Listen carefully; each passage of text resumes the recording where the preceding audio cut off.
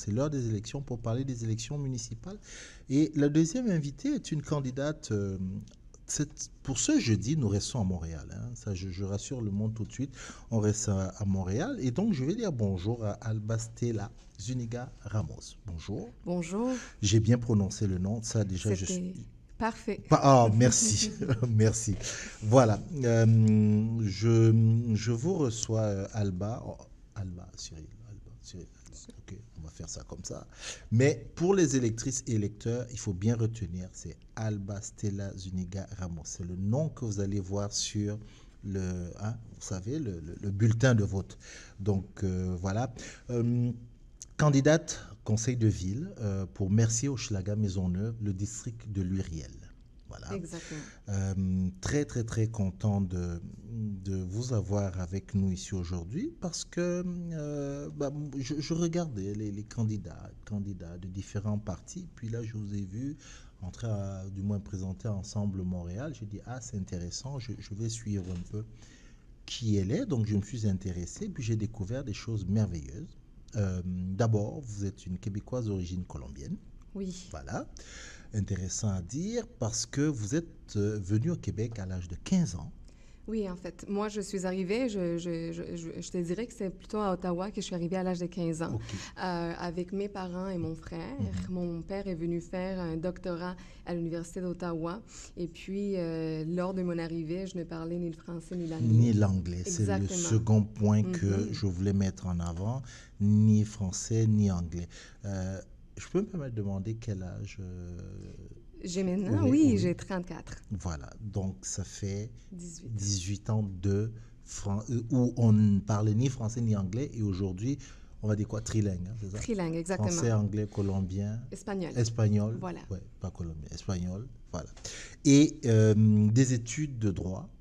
Oui, voilà. Mais en fait, moi, j'ai fait des études en relations internationales à l'Université d'Ottawa, en premier lieu, et par la suite des études en droit à l'Université de McGill, dans le double programme de droit commun et droit civil offert par la faculté de droit. Pourquoi la politique? Pourquoi la politique? Je te dirais que la politique, ça m'a toujours intéressée depuis que j'étais toute petite. En fait, moi, je viens d'un milieu qui est défavorisé en Colombie, d'une ville qui, à l'époque, était très violente quand je suis née, d'un quartier où il n'y avait pas beaucoup de possibilités, où les gens se battaient vraiment pour avoir accès à l'éducation, à la santé.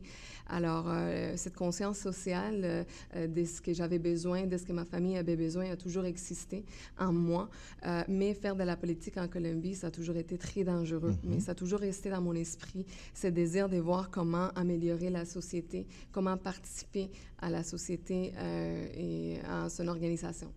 Et arrivé au Canada, c'était pressant en moi, l'idée de la protection du français, surtout en Ontario, après ça à Montréal. Et la politique, pourquoi? Parce que je trouve que ça a toujours été pour moi un bon complément. Les droits et la politique. OK. La politique pour être plus près des citoyens, les droits qui est à la base, qui est un peu les structures de la façon dont notre société fonctionne.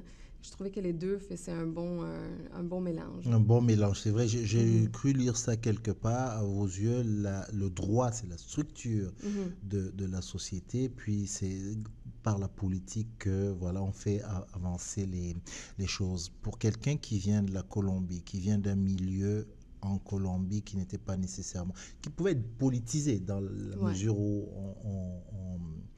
on pouvait dénoncer un certain nombre de choses, mais on dénonce ça en dedans parce que souvent les régimes sont des régimes pas, on va dire ça, pas très démocratiques.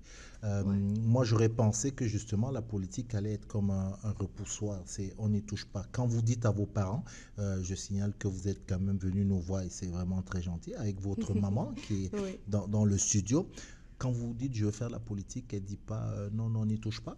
Mais je vous dirais qu'en Colombie, c'était un peu ne touche pas. Quand j'étais plus jeune et que j'avais un peu l'ambition de commencer un peu, de débuter en politique, ne serait qu'avec la jeunesse en Colombie, c'était un peu ne touche pas pour te protéger toi-même. Hein. Arrivant au Canada, c'était plutôt, on est dans un endroit où on peut quand même profiter de l'espace de dialogue démocratique qui est fait. On n'est pas dans une société parfaite, mais on est loin des sociétés antidémocratiques. Alors, c'était oui, de la politique ailleurs, de la politique dans un endroit qui est le tien, qui est à fait ton chez-toi, parce que pour moi, le Canada et le Québec en particulier, c'est devenu mon chez-moi. Et c'était de m'impliquer davantage. Et quand j'ai vu, en fait, l'année dernière, la COVID m'a invitée à une plus grande réflexion. OK. Et je vous dirais que j'ai été aussi invitée à CITEL. J'ai été parmi les femmes qui ont été choisies pour aller à CITEL, qui est un organisme, en fait, qui est organisé par la Ville pour permettre à des femmes issues de minorités visibles de participer au conseil de ville et de voir comment ça fonctionne. Et j'ai pu prendre conscience davantage du fait que, malheureusement, notre gouvernement municipal n'est pas représentatif de la diversité qui existe à Montréal, que ce soit aussi en termes de diversité ethnoculturelle, personnes handicapées, diversité en termes d'âge aussi. Je trouvais qu'il fallait que ça change. Et j'avais le goût de prendre, de faire un pas de l'avant et de ne pas seulement me plaindre par rapport à cette réalité, mais de vouloir participer à sa transformation. De pas seulement vouloir se plaindre, mais de participer. C'est ça que je voudrais qu'on retienne, parce que beaucoup se plaignent, mais ne franchissent pas le pas. Avant de franchir le pas que vous avez aujourd'hui, qui est celui de devenir candidate au conseil de ville, vous avez fait des études de droit, on en a parlé. Quelle autre implication vous aviez déjà dans la société? Ça veut dire que ma question sous-entend une chose. Est-ce qu'à vos yeux, Alba, il n'y a que la politique pour faire changer les choses? Non, je pense qu'il y a plusieurs personnes qui investissent énormément de leur temps autrement que de la politique pour pouvoir changer. Je vous le dirais que oui. En fait, moi, oui, et je vais quand même parler de quelque chose que je trouve important. Je pense qu'en tant que personne qui vient d'une minorité visible, qui n'avait pas l'argent nécessairement pour financer ses études, il a fallu que je travaille. Alors, il n'y a pas tout le monde qui a la chance de faire du bénévolat. Moi, j'ai travaillé pour pouvoir financer mes études à l'époque comme adjointe, comme parajuriste, et ça a été une implication à travers le travail. Tout à fait. Par contre, aussi, j'ai pu m'impliquer à l'école en ce qui concerne la défense du français. Et m'impliquer aussi au sein... La défense du français. La défense du français. En Ontario, ça a été la défense du français, et depuis mon arrivée à Montréal, ça a été un peu à venir en aide aux personnes qui font des demandes d'asile ou qui font des demandes à l'immigration. À travers le travail que j'ai fait comme parajuriste, mais aussi du pro bono. Et dernièrement, dans les dernières années, en tant qu'avocate, mon implication, ça a été pour faciliter l'accès des femmes issues de minorités visibles à la profession en tant qu'avocate. Parce que là aussi, il y a beaucoup de travail à faire. Alors, je me suis dit, j'ai choisi une femme par année que j'ai épaulée un peu pour faire l'examen du barreau. Mais je vois que vous aviez déjà pas un pied, carrément les deux pieds dans le changement, par exemple en accompagnant, en choisissant ne serait-ce qu'une femme, une étudiante en droit pour l'accompagner dans le barreau. Et ça, je sais, pour avoir discuté avec des gens qui appartiennent au barreau de Montréal, notamment qui poussent les minorités visibles à s'impliquer, notamment les femmes, dans les métiers juridiques qu'on pousse le plus. Ça veut dire que là, vous aviez déjà un pas assez, et ça n'était pas assez pour vous. À CITEL, il y a ce déclic qui vous dit non, je dois aller en politique. Je vous le dis, à CITEL, le vrai déclic, ça a été de me faire dire par quelqu'un, Montréal n'est pas prêt pour une femme comme toi. Ah, ça c'est intéressant. C'est ça, voilà le déclic. Là, vous commencez. Oui, là, je vous dis, oui, vous avez bien fait d'y aller. OK, c'est ce qu'on vous dit à CITEL. Et c'était pas à CITEL en tant que l'organisme, oui, quelqu'un qui m'a mentionné ça. Oui. Pas l'organisme en tant que tel, parce que CITEL promeut quand même l'accessibilité des femmes au conseil de ville. Mais, que voulait dire Montréal n'est pas prête pour une femme comme vous? C'est quelqu'un qui m'a fait un commentaire dans le contexte dans lequel on était, qui m'a dit je suis contente que tu sois là, mais j'ai l'impression que Montréal n'est pas prête pour élire des gens comme toi, issus des minorités encore. Ça, c'est il y a combien de temps, Je Alba? vous dirais, c'était en 2000, juste avant la pandémie. Et Donc, il y a quelques mois, il y là. a quelques mois. OK. Et un commentaire comme ça, anodin, qui m'a quand même qui m'a frappé beaucoup Ben, j'imagine. parce que je me suis dit, qu'est-ce qu'il faut de plus? Je parle les deux langues, j'ai mes études et j'ai tout ça. Et je me suis dit, je pense pas. Je pense pas que cette personne a raison. Je pense que Montréal, on a fait quand même un travail dans la mentalité des gens. Je pense que Montréal est prête pour des femmes comme moi en politique. Et je pense que je me suis dit, je vais essayer de relever le défi. Mais avant même de le faire, je voulais analyser un peu plus comment ça fonctionnait, les partis politiques. Et puis, j'ai eu la chance, en fait, de travailler avec Ensemble Montréal. D'accord, parce que c'était ça ma question qui suivait. Est-ce que c'est Ensemble qui vous choisit ou c'est vous qui choisissez Ensemble quand vous vouliez changer? Est-ce que je comprends que si vous étiez, par exemple, dans un parti provincial, vous seriez peut-être allé vers le palier provincial? Si vous travaillez dans un parti fédéral, vous seriez allé vers la politique fédérale ou alors le municipal vous a intéressé, vous a attiré particulièrement? Moi, c'était le municipal qui m'avait attiré particulièrement parce qu'il y a un caractère de proximité avec les gens. Que je cherche énormément, que j'avais avec mes clients en droit et que je voulais continuer dans cette ligne-là, de servir les gens, de les servir autrement. Et pour dire, Ensemble Montréal, on s'est retrouvés. D'accord.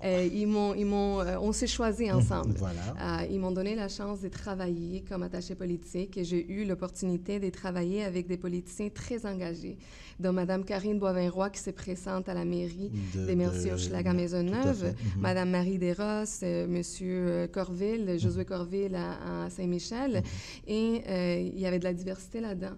En termes d'âge, en termes de culture, il y avait aussi de la diversité en termes de public qui servait et ça m'a permis de me sentir à l'aise avec des gens qui avaient de l'expérience mais qui étaient ouverts à la créativité que des gens comme moi plus jeunes avaient à apporter et des gens que je voyais qui faisaient ça avec un esprit, avec des vraies intentions, des vraies bonnes intentions de servir les gens. Et ça m'a beaucoup frappé dans la façon dont ils travaillaient, avec beaucoup de dévouement. Et là, donc, vous êtes candidate, je l'ai dit, dans le district de l'Uriel, avec, au-delà de ce que vous avez dit, sur ceux avec lesquels vous avez travaillé, des dossiers que vous avez peut-être eu, pas peut-être, que vous avez sûrement eu à régler. Quand vous parlez de proximité avec les gens, là, vous êtes candidate, notamment dans le district de l'Uriel, pour, je vais poser la question de manière un peu triviale, pour faire quoi? Je vous dirais que le travail d'un candidat avec respect, c'est vraiment d'être au service de ses citoyens, d'être la porte-parole de ses citoyens au niveau de la ville-centre. Comme vous êtes une débatteuse, donc je vais lancer que ça, c'est la phrase que tout candidat, toute candidate dit. Maintenant, au-delà de cette phrase. Je vous dirais, c'est pour vraiment être à l'écoute des gens et faire quoi? De les écouter, de mieux comprendre leurs besoins et de s'assurer que ces besoins-là sont mis de l'avant, que les gens sont entendus. Alors, nous, on est sur le terrain depuis le mois de mai, je vous dirais, parce que les élections viennent de commencer, ça fait seulement un mois. Mais depuis le mois de mai, on est déjà sur le terrain. Okay. Comment on est sur le terrain? Ce que mon équipe et moi, on a voulu faire, c'est d'aller à la rencontre des gens et des organismes communautaires. Alors, depuis le mois de mai, on rencontre des organismes communautaires dans l'arrondissement et aussi à Montréal, des organismes clés, parce qu'on s'est rendu compte, en faisant le travail que je faisais comme attachée politique, que Karine, dans ses fonctions, que la COVID est venue exacerber plusieurs enjeux. Alors, c'était vraiment de pouvoir aller rencontrer ces organismes-là et se nourrir de tout ça pour écrire une plateforme qui reflète énormément les besoins des gens. Et aussi de rencontrer les gens, les comités citoyens, les personnes qui étaient souvent en situation d'isolement. Parce que la COVID a causé beaucoup d'isolement dans notre arrondissement et de pouvoir parler et avoir des vraies conversations sur des vrais enjeux et des vrais besoins. Alors, je pense que c'était vraiment d'être à l'écoute et de venir compiler toute cette information-là pour se dire, voici une plateforme qui vous représente. Et que vous disent Les gens, je veux pas. J'ai lu la Mhm, plateforme d'Ensemble mhm, Montréal, hein, donc c'est de manière globale, mhm, tous les arrondissements mélangés et mhm, tout ça. Moi, je vais rester sur les besoins de ceux mhm, et celles qui vous ont parlé à vous, mhm, Alba, quand vous sillonniez mhm. votre district. Quels sont les besoins de ces populations-là aujourd'hui? Aujourd'hui, ben, il y en a plusieurs. Je vous dirais, je commencerai par dire le besoin d'avoir des vraies consultations. Les gens, C'est-à-dire quoi? les gens en parlent souvent du fait qu'il y a eu des projets qui ont été réalisés dans leur secteur, mais qui sentent qui n'ont Sans pas qu'on leur été, demande. ben, ils sentent qu'il n'y a pas eu des consultations où ils ont eu la chance de participer et donner leur point de vue de façon réelle. Alors, c'était plutôt pour eux, souvent ce qu'ils me disent, c'était qu'ils se sont fait présenter des projets et qu'ils cherchaient plutôt à avoir, avant de se faire présenter un projet, à se faire demander quel type de projet ils en auraient besoin ou lesquels correspondent à leurs besoins ou à leur réalité. Alors, les gens parlent des consultations, les gens parlent aussi d'une meilleure gestion du réseau routier. Les gens veulent se sentir, de mieux vouloir circuler en ville et circuler surtout dans le district avec beaucoup plus de facilité, tout en tenant compte les besoins de notre planète. Alors, c'est vraiment de venir comment dire, trouver un dosage entre les besoins. Je vous vois et je vous entends parler et je me permets de dire ça. Vous êtes prête. Je dis ça comme ça, vraiment ça se voit, ça Mais s'entend. merci. Quand vous parlez, jusqu'où voulez-vous aller Dans quel sens? dans le sens de votre ambition politique? Je vous dirais que je vais commencer par servir les gens de l'Uriel s'ils me donnent, en fait, s'ils m'encouragent et ils me donnent l'opportunité de le faire parce que je pense que c'est un privilège que d'être élu. Commencer par travailler pour mettre de l'avant des projets dans le secteur. Et on verra par la suite parce que je pense que c'est, de nos jours, je crois qu'on fait de moins en moins des plans à long terme. Je pense qu'il faut aller servir les gens pour l'instant. Et par la suite, on verra ce que les citoyens veulent, parce que je pense qu'on est un peu comme avec les clients, on est au service des citoyens, mais j'envisage de m'impliquer de façon politique et aussi dans le domaine juridique à 100% pour l'amélioration des conditions de vie des gens à Montréal en général et les minorités de façon tout particulière. Je vous ai posé la question parce que, comme je disais, je vous vois, je vous entends. J'ai dit, vous êtes prête, mais ça se voit que vous aimez ça. Il y a comme, quand vous en parlez, on sent quelqu'un qui aime ça, c'est-à-dire la politique, le contact avec les gens. C'est pour ça que je vous Oui, demandais puis, quelle était oui. votre, Puis je vous votre dirais ambition. que oui, je trouve ça, j'aime ça, puis je trouve qu'il y a tellement des besoins. Des fois, c'est tellement frappant. Puis je le mets un peu, je mets ça de l'avant un peu dans ma page Facebook, là, où je montre un peu le porte-à-porte, comment je le fais avec les gens. Il y a Humans of New York, moi j'ai fait un peu ma version de les humains de l'Uriel. Parce que je pense que les gens ont besoin d'être entendus.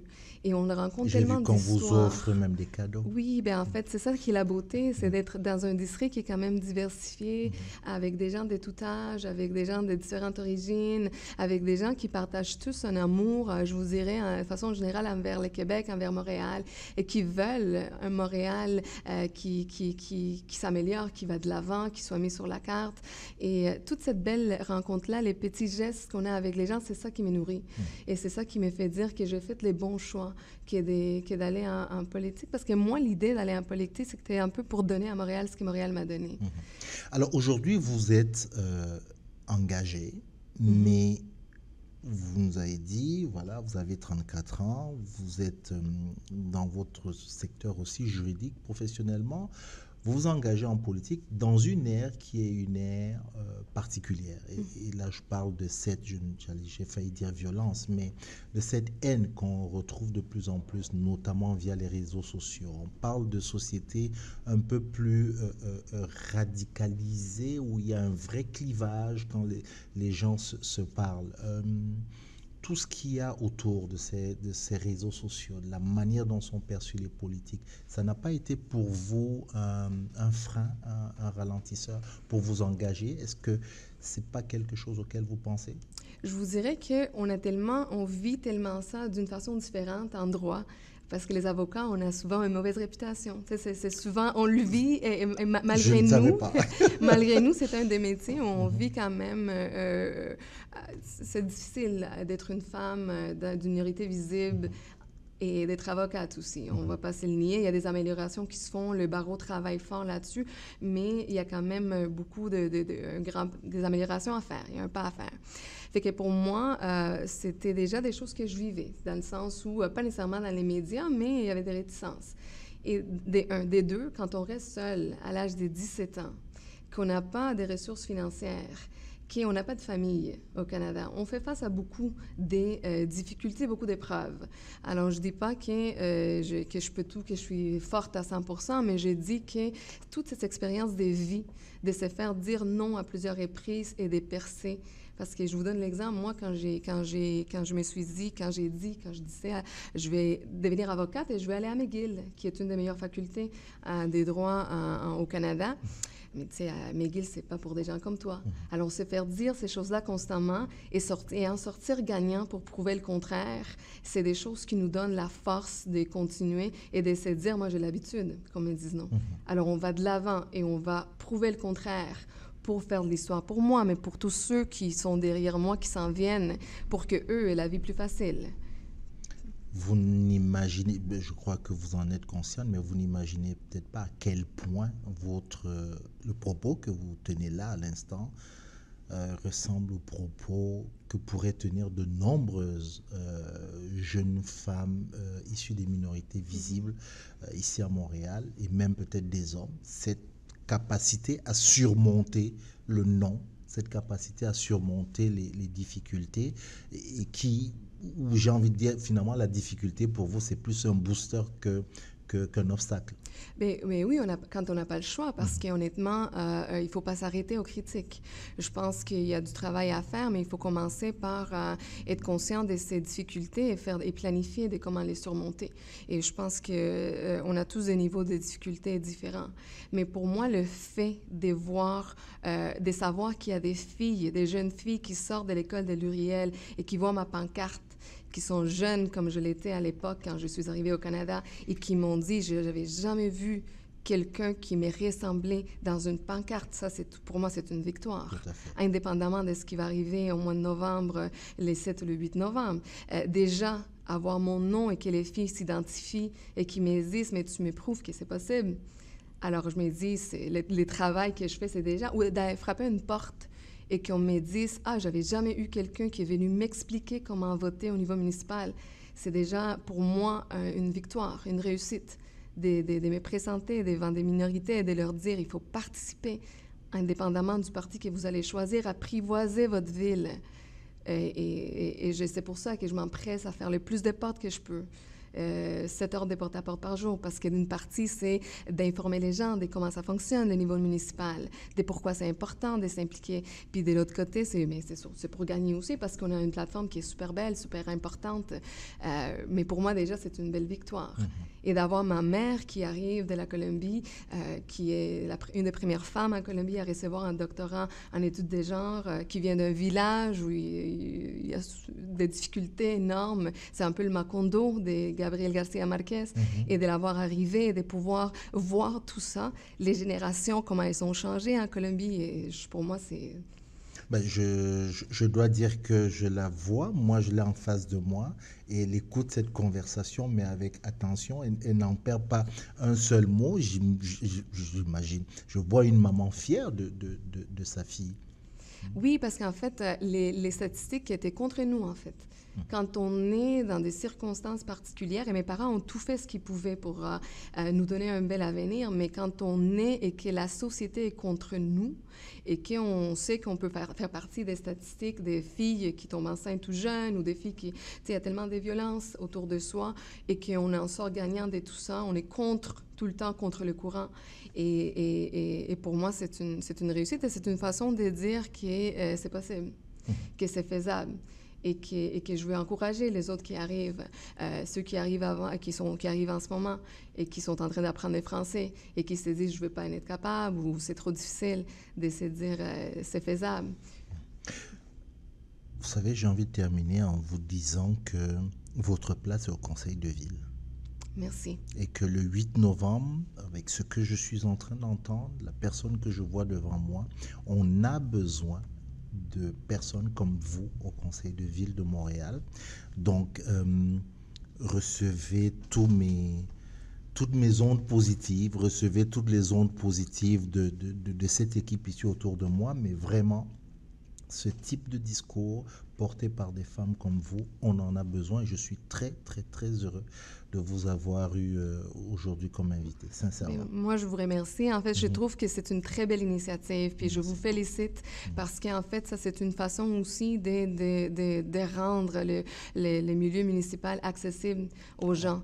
Alors, je vous remercie pour ça, puis remercie aussi de la chance que vous m'avez donnée de vous parler aujourd'hui, de pouvoir avoir ces merveilleux publics qui nous écoutent. Alors, merci énormément. Et j'espère, vraiment, c'est un souhait que je lance comme ça à l'univers, que j'aurai l'occasion de vous parler encore une autre fois, même si nous ne parlons pas de politique, même s'il faut que nous parlons de notre société. Merci d'être passé nous voir. Merci. Et on se dit à bientôt. Je rappelle encore Albastella Zuniga Ramos. Allez sur la page, déjà sur Facebook, vous la retrouvez, candidate conseillère de la ville pour Merci Hochelaga Maisonneuve dans le district de l'Uriel pour Ensemble Montréal. Elle est présente, puis vous la voyez que j'ai aimé, elle montre même les cadeaux qu'elle reçoit de la part de celles et ceux auxquels elle cogne aux portes. Merci encore. Merci beaucoup. Et on se dit à bientôt. On repart en musique et puis on va conclure notre charmante émission de ce jour.